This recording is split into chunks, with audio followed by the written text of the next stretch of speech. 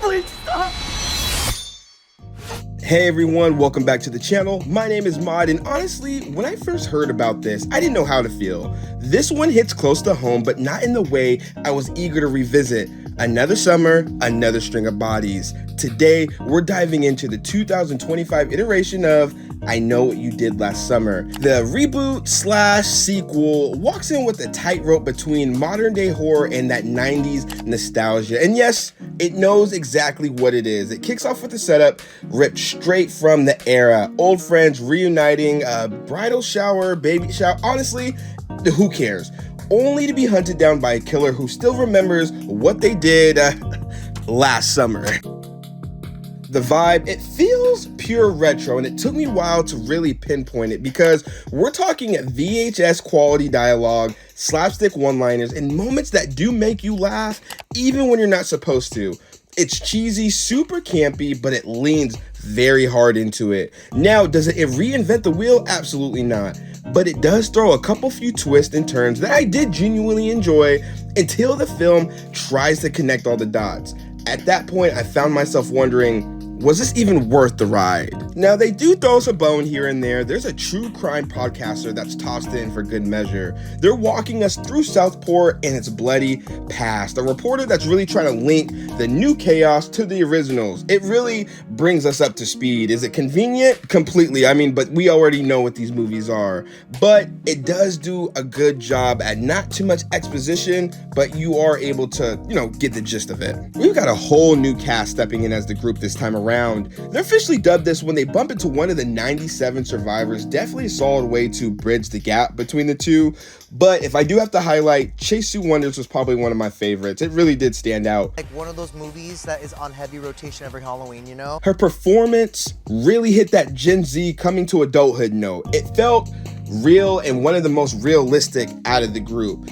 But then her counterpart, Madeline Klein, I felt like the tension moments were good, but there were still way too many undercut, cringy jokes and way too many lack of urgency situations. Like characters cracking wise jokes while they're running for their lives, or even when people pass away. It took me out too many times. And I know this genre or even this group has this, but when it misses really bad. And when it comes to the horror genre, I think it doesn't get enough kudos, but at the same time, it's like, what are you really pulling from and how are you pulling them in?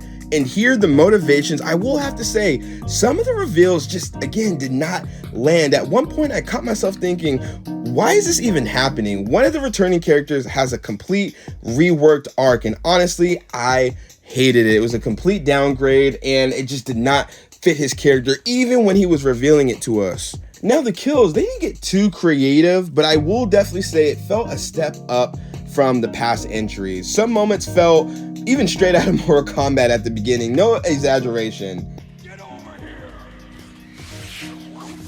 But here's the catch. The pacing, it was way too fast, way too inconsistent. Bodies dropping left and right, no time after the build-up to really create that tension. It's like the movie assumed we're just here for the blood and no type of build-up. And if that's your thing, that's totally fine. But if you want horror with stakes, urgency, characters you really care about, this might leave you in the cold. Of course, even when the movie starts, realism is completely out the window, but Southport operates in its own dimension where people just casually pulling security tape with no questions. Apparently, this law enforcement in this town runs off of complete chaos. Characters even begging for their own lives in the weirdest way. Are they Kendrick fans? He a fan.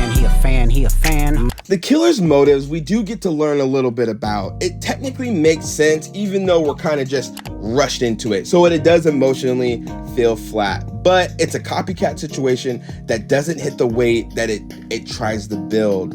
Even the climax falls short. You know the beats, you know the rhythms, but the tension, it just was not there. And I thought they were going to try to take it to that next level. The film hits all the marks of a third act, but doesn't land any of them. That being said, there is flashes of good writing, like they wanted to build it. You could see it, even dropping the line, if you don't know your trauma will handle you. That stuck with me. I mean, that sticks with me on a daily. But even seconds later, someone's yelling, kick him in the nuts, and boom, I'm like, all right, well, I know exactly where I'm at now. But At the end of the day, I know what you did last summer. It's a nostalgic ride, but it has a dull knife at the end. It remembers the formula, the vibe, the hook-handed killer, of course, but it forgets to make you feel anything. And for some, that's enough, and that's totally fine. But for me, I just don't know if it's gonna be worth your time or your money. So, what you guys really truly came here for, after further discussions, what do we officially give I Know What You Did Last Summer? Save your coins. Save money? Absolutely. All right, you guys, now it's your turn. What did you guys think of the latest installment? Did it hit the mark for you, or did it fall flat? How are you feeling about the future of the franchise moving forward? Always drop your comments in below. We always love hearing from you guys. And as always, seriously, I really have to thank you guys. You have made this trip and journey tremendous. Please like, comment, and share. Take a moment today to tell someone you love them. We love y'all.